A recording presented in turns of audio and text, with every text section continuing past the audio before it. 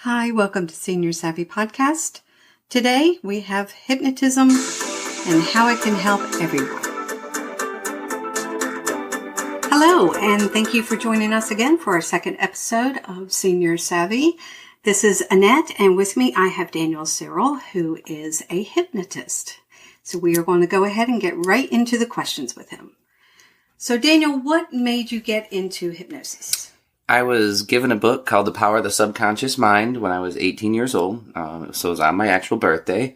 Yep. So I know exactly the day I got into it, which was 21 years ago yesterday, as a matter of fact. Happy birthday. Thank you. I appreciate that. And I became infatuated with it at that point. I worked with family and friends, got rid of headaches, helped them study, sleep at night, that kind of stuff. Wow. I did it on an amateur level for about 10 years before I had professional training. That's amazing. So what do you feel are the most positive results that people find when they go under or are... Go under. Okay. Go under, go into a trance. I mean, there's a lot of different names for it. Okay. That's such a loaded question, and I get asked that question a lot, and I think about it a lot. Really, the most profound change is the one for the individual, because everybody that comes in has an issue or they have a problem.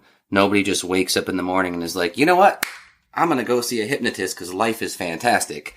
So really the most profound change just depends on the person. But it is one of the most rewarding things to be able to see somebody's whole life issue just melt away in front of your very eyes in the matter of minutes. It's cool. That is cool because I know that you helped me. I was lucky enough to go to my ribbon cutting. Your ribbon cutting. Mm-hmm. And you did a fantastic show there. And so I immediately signed up and you helped me with my stress and with my focus. So I was absolutely thrilled with that. And saying that, I know that each person's brain is different. Mm-hmm. And each age of each person's brain is different. So do you feel there is a difference when age is a factor when it comes to hypnosis? Well, age in and of itself, no. Yes, everybody's brain is different, but realistically, our minds, for the most part, function at the same level. As far as the people think the word trance is a bad word, a lot of people do. I use it all the time because we go in and out of trance all the time. So really, it's just a matter of taking a trance state that they're in and putting it towards a specific focus. There's a lot of people that will say that their job isn't as a hypnotist, but it's to dehypnotize people from their negative belief patterns. That's a good way to look at it. Right, yeah. I think it's a kind of a fun little spin that you hear in the industry, for different people. But again, back to the question, because I kind of got astray from that a little bit. As far as how their minds work, yeah, there are some. I mean, some people are more analytical than others. Some people are more artistic than others. And there are ways to utilize that and work within that. But as far as seniors in and of themselves, no, as long as there's a healthy brain function. I know we're going to talk about memory care and some of that stuff. I don't know if you want to do it now or later, but we're going to talk about some of that stuff. That does change things. Go ahead. Let's talk about the memory care. Just a little bit. Sure. We can expound on it later in another session. Okay. There's some research out there, and there's not a lot of research, which is pretty sad to me in and of itself, about hypnosis and the benefits that hypnosis can have with dementia. Only one person has done research on it. It was in 2008 that the research was published, but the benefits are massive. It helps from immediate memories to socialization to motivation. They did a 21-month survey, and they had 7 different areas where they studied it. And everybody, in all of the studies, they did a 9-month study on it, and all of the studies showed that there was massive improvements in all of those areas. And over the course of 21 months, there was massive improvements in all of the areas except for one. And interestingly enough, that's where they stopped using self-hypnosis. After the 9 months, for the remainder of the 21 months, for the next year, they used self-hypnosis and recordings and that kind of stuff. So you're saying that it was very positive. It was a positive outcome on Absolutely. All these tests, yep. And then it just kind of faded to the side. Well, no, it didn't fade to the side. There's one gentleman. He was in Britain. I guess he's British, but now he's in Arizona. Dr. Dan Nightingale, And he did the research. There's another gentleman that's in California that works with dementia patients on a regular basis. His name is Roger Moore, and recently I took training with him at the Hypno Thoughts Live convention that was in Vegas last month. Yeah, last month. It's been kind of a blur. This summer's been a blur. Maybe I should learn how to straighten my mind out. I don't know. We'll see how that goes. Right? Just remember, people are people. Anyway, so yeah, I took the dementia training with him, and working with Jill Andrew, Tessera. We're going to do some more work, and we really hope to take it to the next level because it's been taken to a certain level.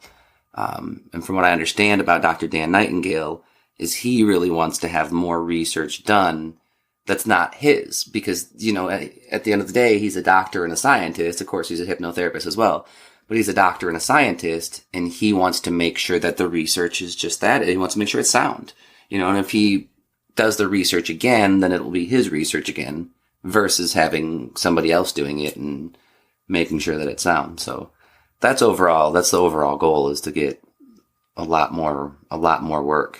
That's a lot going more to be recognition. amazing. That is absolutely going to be amazing.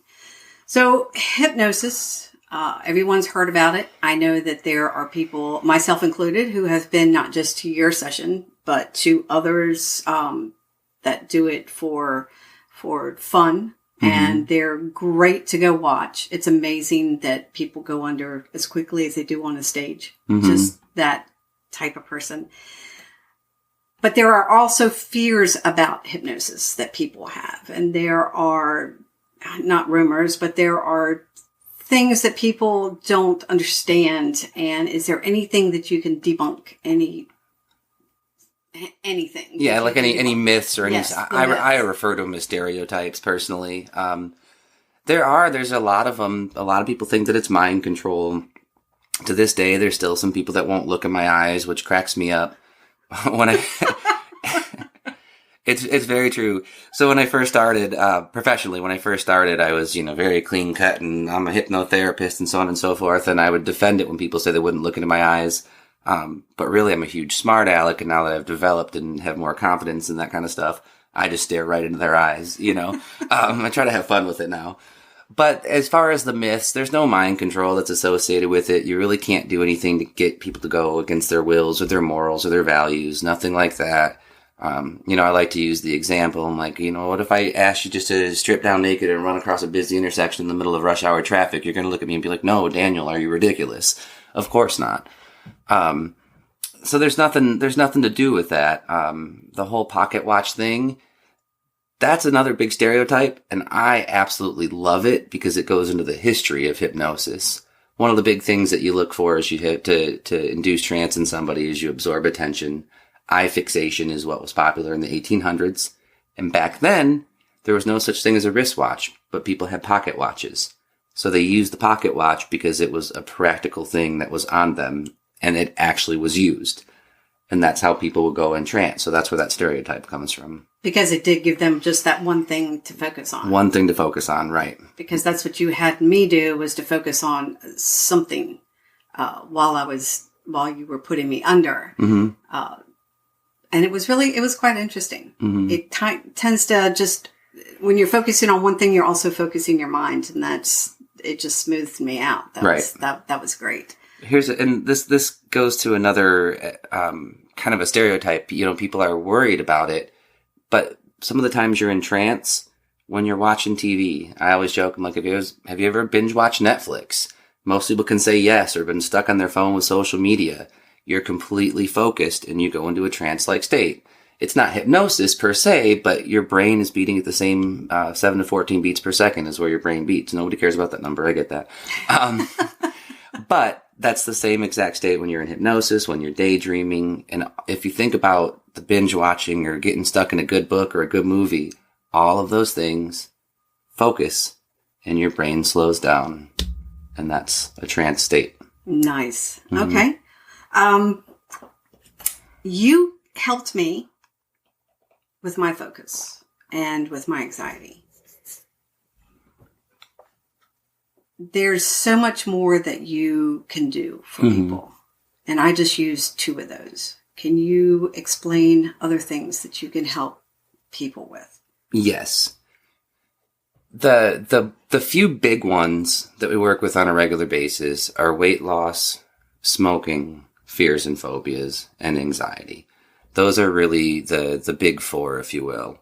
As far as the things that you can help people with, I'm not one of those people that thinks that hypnosis is an end-all be-all.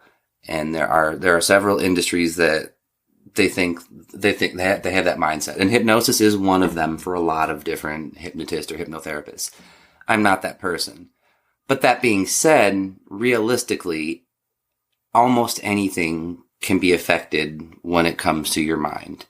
It comes from your blood pressure to, again, anxiety, like you said, to focus, to sales success, to stop smoking, to mindfulness. I mean, the list goes on and on and on. Anything that has a thought, a belief, or an emotional issue, hypnosis can realistically help with. Okay, you just mentioned mindfulness. Mm-hmm. What can you expound on that for me, son? I can. I've always understood it, but lately it's just been one of my big focuses. Funny enough, we all go through kicks in life, and mindfulness is really just a matter of being present and doing things mindfully. It's a pretty simple term in and of itself.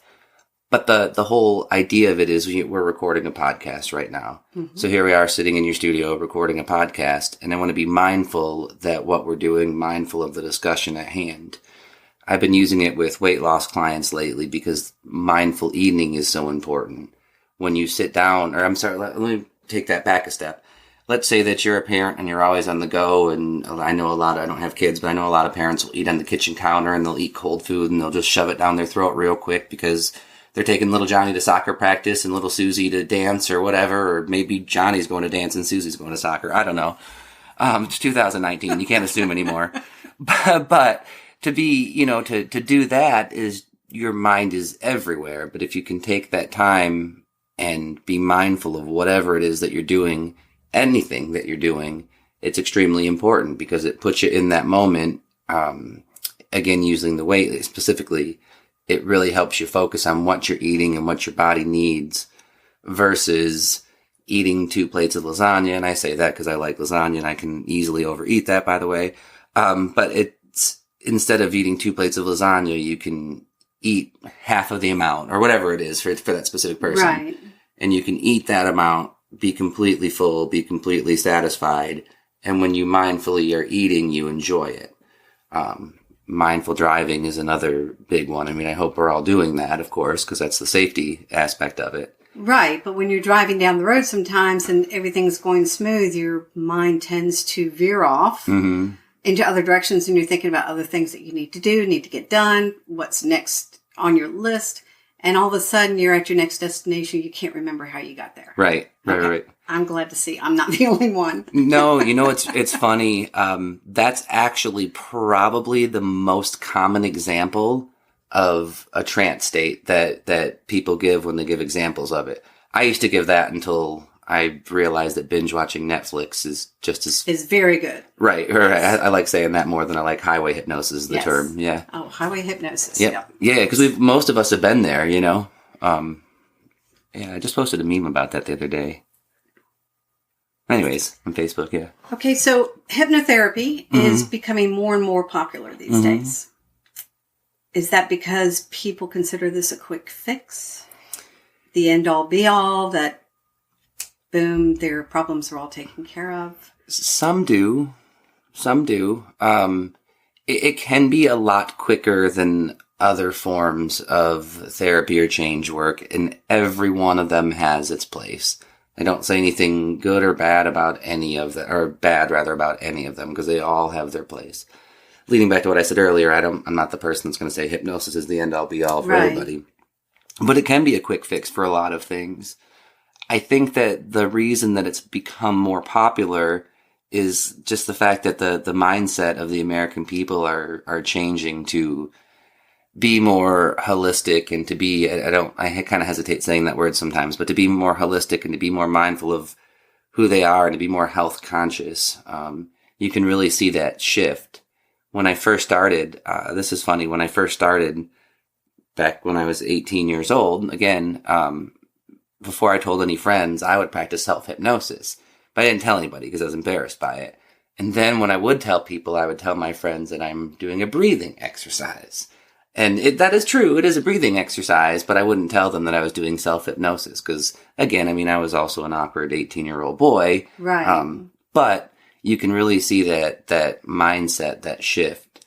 Another big place is that you see that is yoga studios. I mean, there's more of that. There's more all natural food places, and people are more concerned about what they're eating, and there's still that balance, but I think that's one of the big things that you notice. It's like the world's trying to go back to being organic. Right. Which is a good thing, actually. More health. And it's I'm watching it, and I'm not saying this is an exact science by any stretch of the imagination. This is just my observation. But I noticed it go from out west, east. So, like Washington, California, those areas. And then it would go from north to south. So when I started practicing in 2008, it was a lot more accepted in the Detroit area, which is where I grew up. And then when I moved to Florida, I struggled because I didn't expect that. I mean, it was just a question I didn't ask, but it was a completely different mindset at first. Didn't even think that it would be an issue between the areas. Interesting, right? Yeah. Yeah. Seniors. Yes. I know that a lot that you can do are for anyone, right? What would be good for just even healthy seniors, not dementia, not Alzheimer's, people who are mentally healthy though? Can you help them with pain, with anxiety themselves?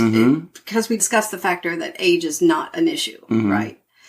And I know that you have helped veterans with PTSD, which is absolutely amazing. So something on that spectrum you would not, I'm trying to figure out how to say this. It would easily flow to seniors. Yeah. And you could help them with some of their issues as well. Yeah, absolutely.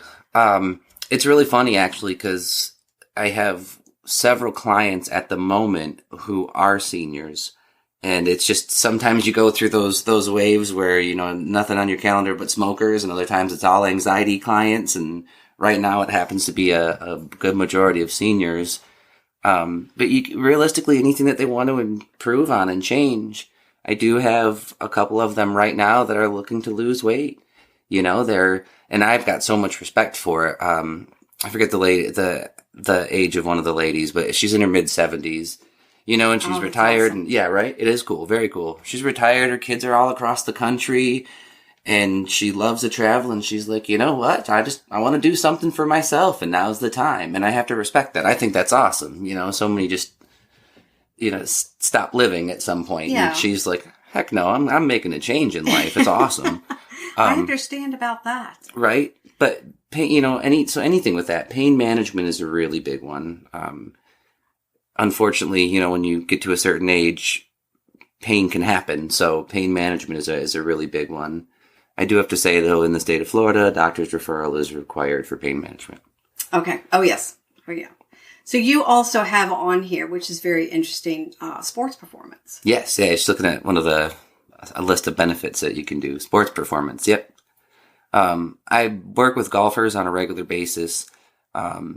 Any sports performance and any peak performance realistically. But with sports performance, the game is in your head first.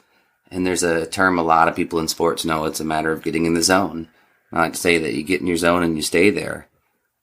Which is super cool because you can, if you know that you can perform at a certain level, but you're not doing it, you can do it. And how do you get back there and how do you stay there when you absolutely need to? Which is neat. It can also help people break slumps or the yips, which is in golf, which is essentially just a slump. But yeah, so any kind of peak performance, and that goes with, again, with, swimmers, with sports, it goes to sales, study habits, all of that stuff is performance based. So before we started, you had talked about anchors. Mm-hmm. Can you explain to me more about what anchors are? Yeah, I can. Sorry, I just paused for a second. I was thinking how much detail to get into.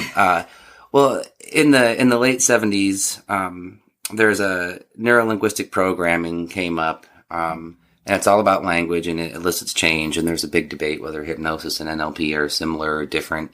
I don't need to go into that debate right now, but they came up with anchors. And what you do is you anchor a positive state. And you do that when I do sessions in everyday life too.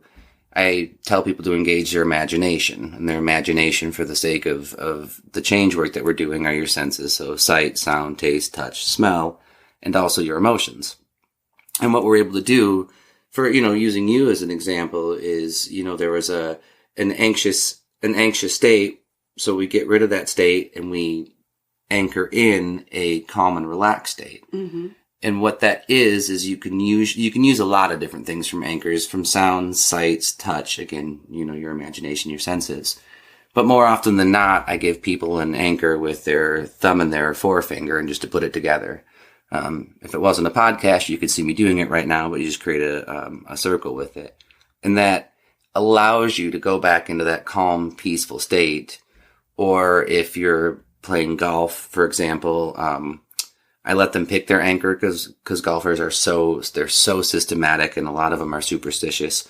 But you can anchor in that state where everything else is out of your mind and you're just focused on the shot, which is super cool. I haven't done it in a while, but I used to give a lot more speeches when I very first started. And one of the coolest things, feedback I would hear from people, is I would give a little stress session, let's say a Rotary Club or a Kiwanis. I mean, it could be anywhere, but I did a lot of those when I first started. And what you would do is I would give them a little stress session, and I'd have them anchor in that relaxed state with your thumb and forefinger. And you'd hear feedback like, oh, it lasted for a day or it lasted for a weekend, because that was a suggestion I give. And it was something along the lines of, it'll last you for the evening, through the weekend, to next week, or however long you want it to. And I would hear feedback from people that are like, oh, Daniel, this was great because it lasted me for the entire weekend and I was so relaxed. Cool. And I just look at them and I'm like, oh, yeah, that's awesome. I'm glad to hear that. Cool. And other people would come back and I'd hear feedback a year or 2 years later, and they're like, I still use that. And it's so awesome because that was a little 10-minute session, part of a speech, and they were given an anchor, because you can take it with you, and it's human nature to get better with practice, right? Absolutely. So the more you practice, the more you do it, the more mindful you are of it, then you get to keep that change. And it's really cool. Actually, you taught me how to do that as well. And mine is my grandchildren's laugh. Yeah. So that's when I'm just ready to pound out the world, then I just put my fingers together and it comes back. There are giggles and laughter, and I can relax and start afresh. And that's awesome. I didn't know that. Yeah, that's awesome. Yeah, it's one of the best feeling. Children's laughter to me is one of the best feelings in the world. Hearing it, it lightens the load of whatever you have. Right. And when you're related to them and you think they're the absolute angels of your life, which we all know is not the truth, but well, grandkids are. Yeah. From what I understand, because I can always give them back. Exactly. Yes. Then yes, that helps me a lot. So I really enjoy it. That's awesome. Yeah, I didn't know it was grandkids laugh. That's perfect. Mm-hmm. That's cool. Now I know that you will come to somebody's house, but you also do it on video, right? I do. So can you explain how that works, how that happens, and you can do this nationwide? Right. I don't often do home visits. I will, and you were one of the exceptions, and it just was even more convenient that you live like 2 or 3 minutes from me. Yeah, that I still would have done it. I still have some clients. That older one I was just telling you about with the weight, I go to her because she's like, I don't do that. I only do CDs too, so I had to buy CDs for recordings.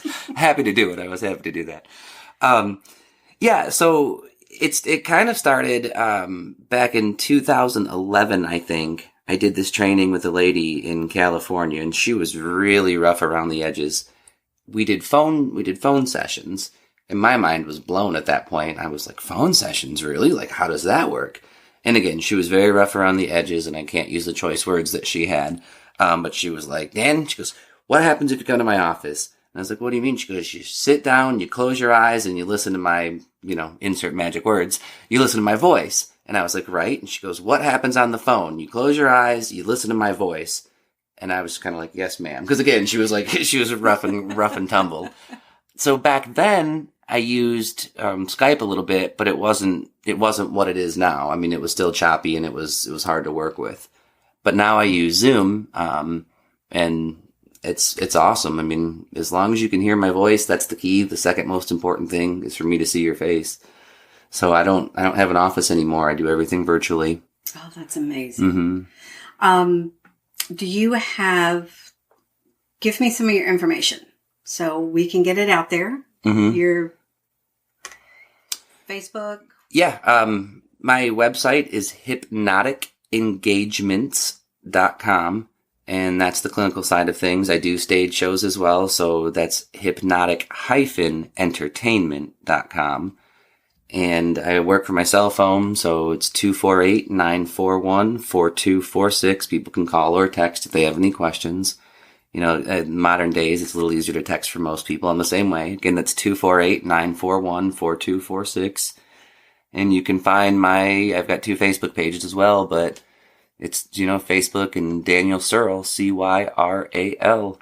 And you can find all the information there. And there's some of the stuff we've talked about. There's the list of services that are provided on the website.